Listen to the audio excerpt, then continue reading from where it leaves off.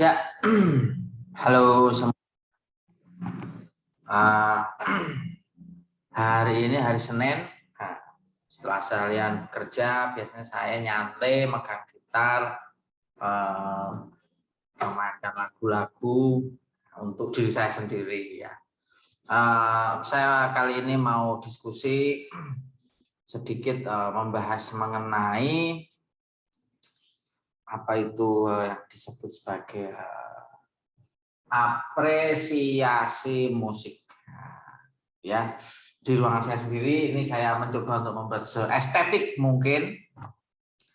Di belakang saya ada Kurt Cobain, ya, kemudian ada penggambaran kota-kota di Eropa, ya, ada juga lukisan di sini, di depan juga ada beberapa yang membuat nyaman ya, dalam bersantai gitu. Nah, biasanya saya ditemani oleh gitar saya, ya, sebuah gitar yang mungkin ya gitar ini mungkin tidak mahal-mahal banget ya, biasalah, bisa buat main bisa senang. Cowboy ya, ini mereknya Cowboy ya, ini sebetulnya kalau kata si penjual waktu itu bilang kalau ini gitar untuk latihan mas, masuk masnya ini sudah lama main gitar, belinya ini ya enggak apa-apa, karena bukan sebagai player ya, sebagai menghibur diri saja ya. Oke. Nah, saya membahas mengenai apresiasi musik ya. Apresiasi musik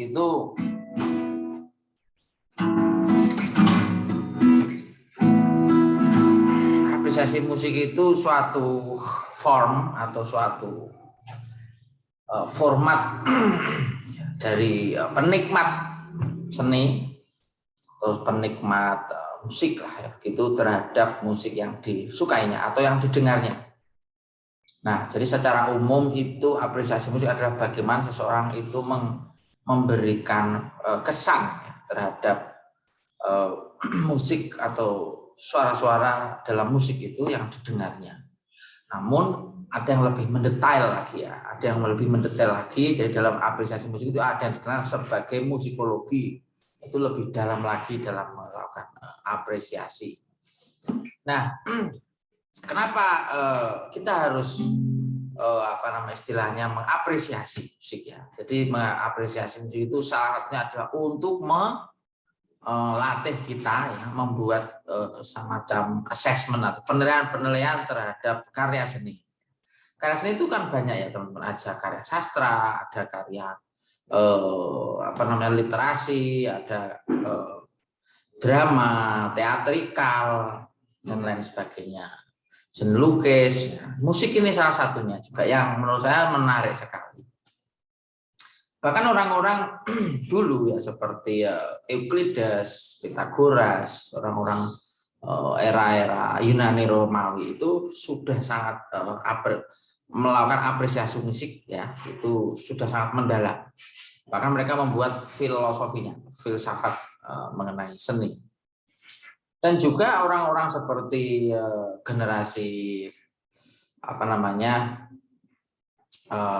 Renaissance ya, seperti Leonardo da Vinci, kemudian Newton, ya itu sangat mengapresiasi musik. Orang-orang, bahkan orang-orang yang non musik ya, itu kalau kita bicara era Barok Rokoko misalkan, eranya Bach, Paganini dan lain sebagainya ya. Kalau mungkin setelah itu ya, mungkin mereka betul-betul orang musik. Kalau yang orang non musik tapi mengapresiasi juga banyak.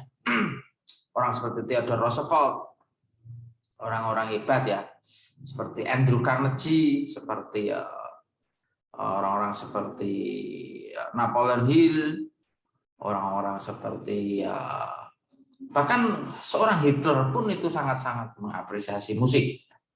Benito Mussolini ya, orang-orang waktu itu, kemudian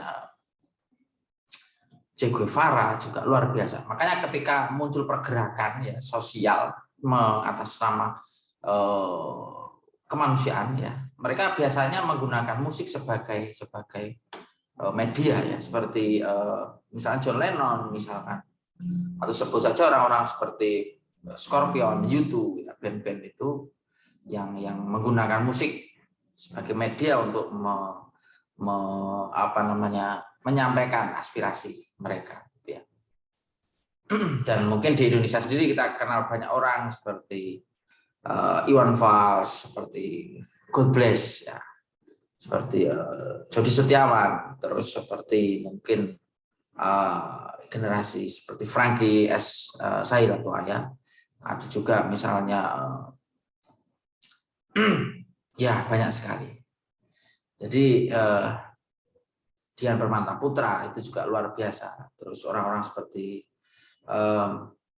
di awal-awal ya orang-orang seperti Erwin Gutawa juga tidak betul-betul pure dia itu seorang basis sebetulnya, pemain bass ya, yang kemudian menciptakan lagu pop yang luar biasa waktu itu. Kemudian dilanjutkan oleh orang-orang seperti musik-musik yang menarik ya, seperti eranya Mas Yofi ya, eranya Dani ya, dengan Dewa 19 dan seterusnya. Kemudian ya banyak sekali pencipta lagu, bahkan orang-orang seperti Anto Hood ya, itu lebih banyak di belakang layar karena mereka orang-orang seperti itu lebih cenderung lebih suka karyanya didengarkan daripada terlihat ya di depan panggung. Nah, oke, itu tentang apresiasi pengantar saja, apresiasi musik. Saya sendiri lebih senang bermain gitar itu untuk ya menghibur diri, karena di zaman seperti ini, apalagi ketika COVID ya, kita sangat-sangat jarang, sangat-sangat untuk melihat hiburan. Jadi ya kita harusnya menghibur diri. Saya sendiri mungkin dulu ya seperti umumnya anak muda ya, mendengarkan rock, mendengarkan blues ya. Kemudian semakin bertambahnya usia lebih banyak mendengar musik-musik pop ya. Dan akhir-akhir ini mungkin saya lebih sering mendengar musik jazz ya, musik jazz mungkin fusion gitu-gitu ya. Nah, main saya tidak mahir-mahir amat, biasa-biasa saja mungkin ya. Kalau di Indonesia mungkin teman-teman sering mendengar orang-orang hebat ya, seperti Mas Alif ya, Alif Bata, kemudian ada Om Balawan, Dua Bujana, ya itu orang-orang yang luar biasa, tekniknya sudah teknik dewa ya, di atas rata-rata. Orang-orang itu menurut saya adalah orang-orang yang concern dan betul-betul konsisten ya di dunia musik, khususnya gitar. Dan itu panutan kita semua. Nah, kenapa waktu itu kalau saya bicara kok memilih gitar, kok nggak memilih yang lain? Ya, sebetulnya awal mulanya ya dulu bukan gitar. Awal mula dulu ya di drum saya, sebetulnya. Cuman setelah karena drum waktu itu tidak begitu populer ya, kemudian saya beralih ke keyboard, sempat keyboard, kemudian ke waktu sekolah SMP ya, kemudian SMA mulai agak serius mendalami gitar. Saya semuanya otodidak, semuanya. Tidak pernah saya mengambil kursus les karena waktu itu banyak sekali yang jarang lah ya. Sekarang mungkin banyak sekali tempat kursus les ya. Dulu itu jarang sekali, yang ada itu band, studio band ya. Jadi mereka dikasih fasilitas bermain tapi tidak dikasih fasilitas pembelajarannya. Ya belajar hanya ya not balok itu di sekolah, tapi secara umum tidak pernah. Oke. Nah, saya akan berbicara sedikit tentang gitar. Gitar itu kalau banyak sekali yang menyebut banyak sekali nama ya sebagai penemu, tetapi secara umum untuk gitar elektrik pertama itu katanya ya ditemukan oleh Charlie Christian ya, mungkin ada yang sebelumnya saya nggak tahu, tapi setahu saya sih Charlie Christian itu seorang musisi jazz, kemudian dikembangkan lagi dan banyak sekali teknik-teknik baru itu di era 60-an 70-an ya, yang munculnya orang-orang country, munculnya orang-orang ballad, pop, jazz dan lain sebagainya. Orang-orang seperti Jimmy Page gitu ya. Orang-orang seperti ya Stevie Ray Vaughan, kemudian orang-orang seperti Baby King, orang-orang seperti Jimi Hendrix ya, itu mereka semua ya, luar biasa. Frank Zappa itu era di mana Jeff Beck ya, itu orang-orang yang menurut saya menginspirasi sekali dengan teknik mereka yang baru, inovasi.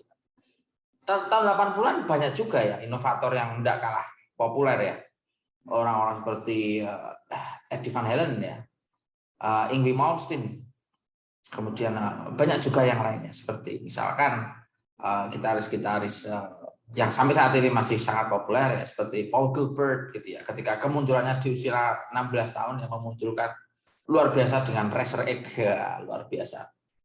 Kemudian speed yang luar biasa, kemudian performance dan style yang menurut saya keren banget. Lalu mulai muncullah band-band rock ya, hair metal gitu. Kemudian ada dark metal, kemunculan Metallica menurut saya itu juga luar biasa.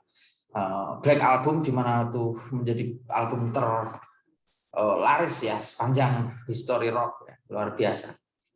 Kemudian muncul era-era 90-an ya, seperti Guns N' Roses. Kemudian ada band-band Lenny Kravitz ya, gitaris-gitaris yang mulai bermusik. Greg Howe ya, itu juga mulai muncul, Richie Kotzen atau mungkin John Petrucci ya dari Dream Theater ya, itu menarik sekali. Jadi permainan mereka sangat inovatif menurut saya. Sekarang ada juga tuh banyak sekali yang inovatif ya. Nah, sekarang itu kita bicara seperti Matius Assato ya dari Berkeley, tapi sebetulnya sudah ada kayak John Mayer, itu juga sudah luar biasa. John Mayer setelah lulus dari Berkeley dia langsung menggebrak ya. John Mayer itu muridnya Tomo Fujita ya. Dan Tomo Fujita itu juga seorang gitaris funk yang luar biasa. Kalau saya bilang sekarang industri musik ya, karena ada di era yang uncertain dan volatile kayak gini, itu menurut saya ya mereka bisa hidup atau bermusik dengan karakternya masing-masing, bermusik dengan karakternya masing-masing. Gitaris seperti misal Tom Quayle gitu ya, itu fokus dengan permainannya sendiri dan dia tidak begitu ngotot untuk masuk ke industri menurut saya. Kemudian seperti tadi Matius Assato, kemudian yang keren-keren banget ya secara teknikal itu seperti Guthrie Govan, kemudian seperti siapa itu namanya, banyak sekali. Kemudian Kiko Loureiro ya keren. Terus mungkin teman-teman pernah yang baru-baru ya seperti Matteo Mancuso, kemudian seperti Alan Hinds mungkin yang senior, kemudian Jesse Van Ruler kalau di jazz, atau yang baru-baru seperti misalkan dia teman-teman kalau lihat di Jam Track Central ya, orang-orang kayak Claudio Paetronic itu juga keren, Martin Miller ya, atau yang independen banget seperti Rick Graham atau Michael Daughtry juga bagus-bagus. Nah itu yang selalu menginspirasi saya. Dan di Indonesia ini banyak sekali anak-anak muda yang sekarang mainnya sudah sangat inovatif dan menarik sekali ya, seperti Abing Finger itu ya, dari Jawa Timur itu menarik. Ada juga mungkin teman-teman seperti Haru Timothy ya, itu juga bagus. Atau mungkin yang senior-senior ya seperti Mas Hari ya, Hari Setiapuji itu juga keren luar biasa, atau Mas Alit Sinyo ya, atau banyak sekali ya. Sekarang ini memang menurut saya sudah bukan zamannya untuk berkompetisi ya. Jarang sekali kita melihat kompetisi musik seperti festival band atau apa ya seperti dulu. Sekarang lebih banyak berkolaborasi karena era YouTube ini mempertemukan dua talent gitu, atau banyak talent dalam satu panggung gitu ya. Kalau kita melihat misalkan music must go on ya, tidak hanya live must go on.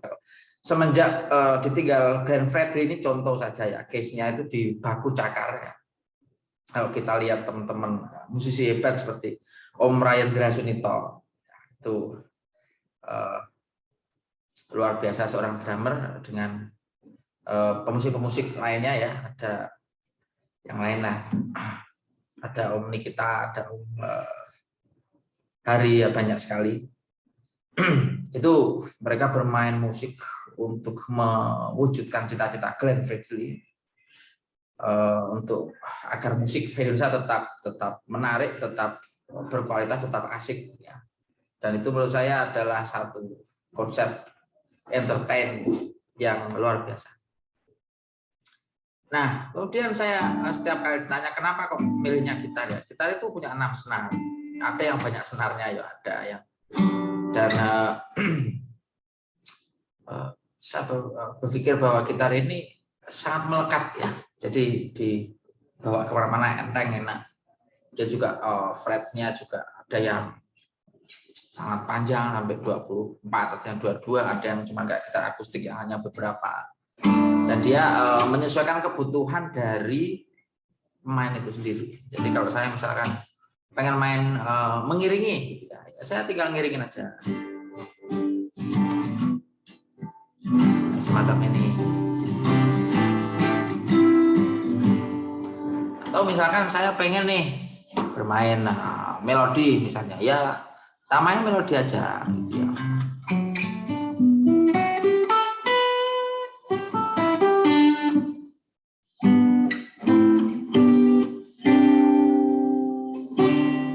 Jadi fleksibel gitar itu. Nah, jenis permainan gitar itu ada apa aja? Ada banyak sekali. Yang mungkin paling populer ya, yaitu fingerstyle. Seperti yang dilakukan oleh banyak ya, seperti Nathan ya, kalau dari Jawa Tengah itu ada Nathan fingerstyle. Kemudian di Jawa Timur ada Mas Alif ya, Alif Bata, itu pasti sangat terkenal sekali. Kemudian ada mungkin yang lainnya ya. Nah, kalau Om Balawan itu beda ya. Om Balawan itu dia lebih banyak ke tonality sebetulnya. Jadi kalau secara teknik ya memang luar biasa ya.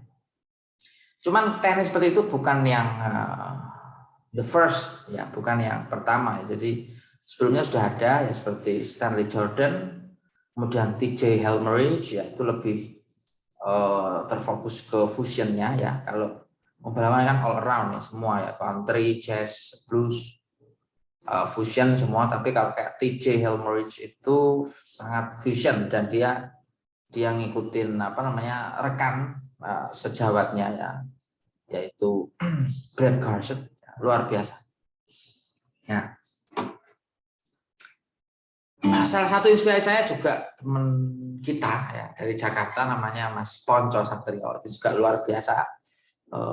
Sangat hormat untuk Mas Ponco, semoga sehat selalu. Sudah lama tidak ketemu, beliau banyak sekali dulu ketika masih di Stevalen ya, sering ke Jawa Timur dia. Sekarang nggak tahu dia ikut produk gitar mana ya.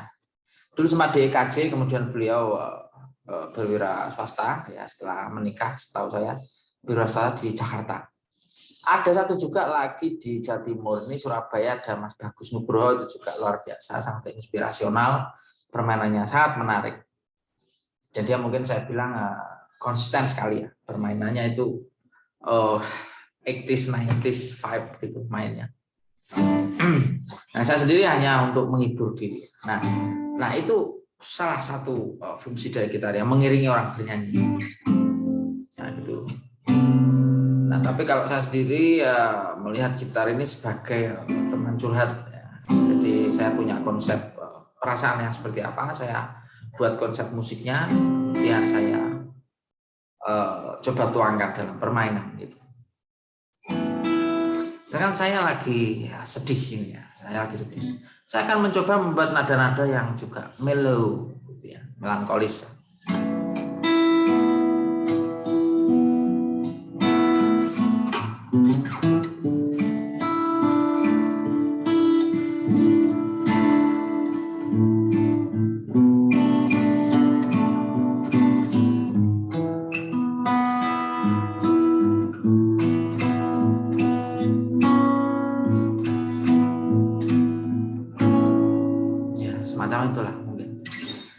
Misalkan saya mau bikin yang lagi happy-happy, lagi senang-senang nih, saya akan bikin lagu yang mungkin sedikit nge-groove, nge-beat gitu ya. Nggak tahu ini audionya kedengeran atau enggak, karena ini akustik ya teman-teman. Misalnya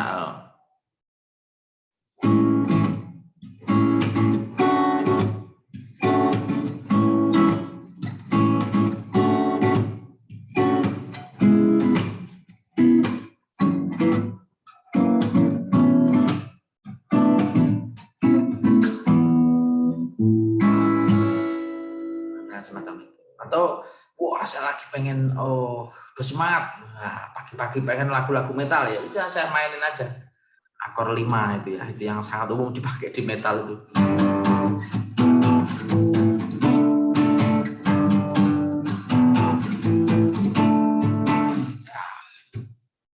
Jadi sebagai seorang karyawan, seorang pekerja yang juga ngurusin startup, itu kadang kita butuh apa ya, sentuhan nada-nada ya kadang. Jadi saya ya, tidak hanya mendengar tapi ya berusaha memainkan juga semacam itu. Kadang kita main lagu-lagu orang juga ya, kita main lagunya orang seperti ya lagu-lagu populer lah, kita mainin aja pakai misalnya petikan gitu ya, agak-agak fingerstyle gitu.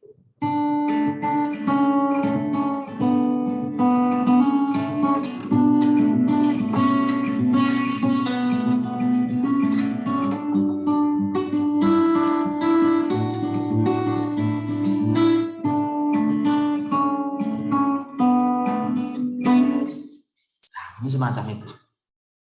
Kemudian mungkin kita pengen coba cari-cari permainan yang mungkin sedikit berpikir ya, matematis. Nah, kita akan mencoba untuk bermain outside inside ya, kalau di dalam jazz itu terkenal dengan istilah outside dan inside lines ya, seperti itu.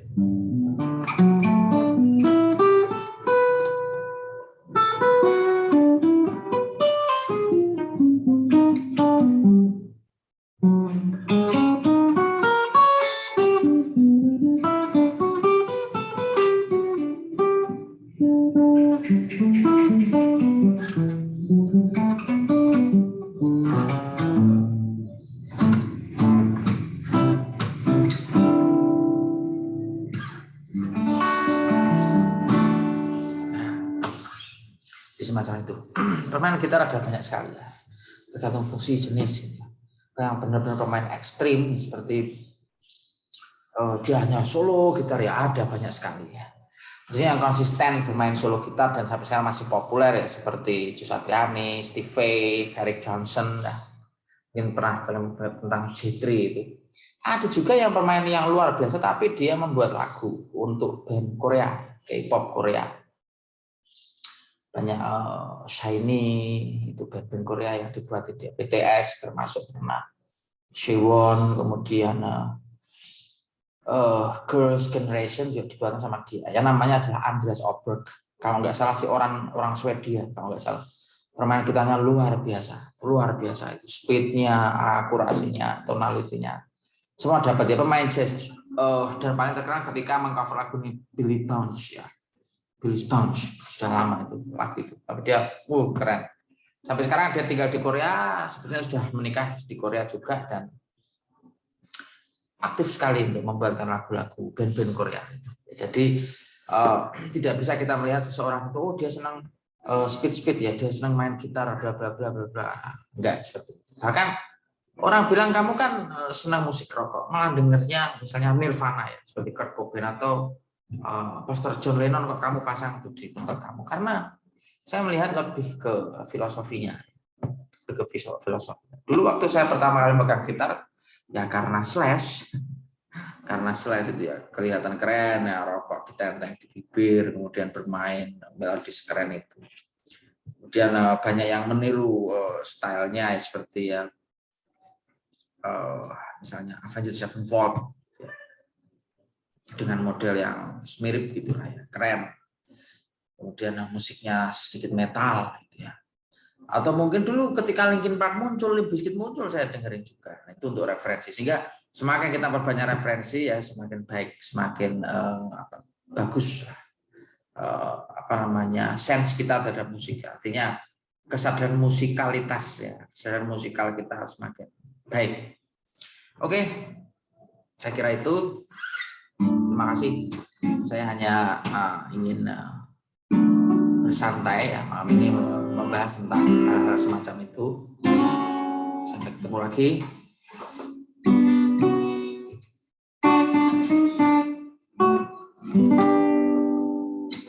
Oke teman-teman.